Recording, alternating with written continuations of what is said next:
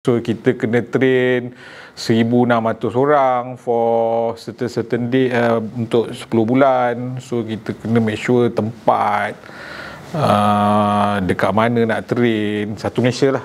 Dan kita buat centralize dekat ISAF. Kita nak make sure ISAF tu can cater tempat tinggal, tempat tidur dengan tempat training sekali lah. User dulu user tua-tua.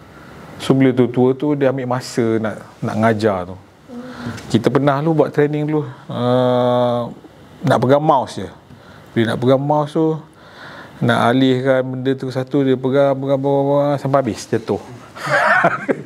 Itulah, itu dia punya beza dia dengan sekarang. Bila sekarang ni budak training, kita budak muda sekarang ni dah banyak tu IT kan. So dia tak ada isu sangat. So bila ajar orang tua-tua tu, kita tak boleh lah nak kena pandai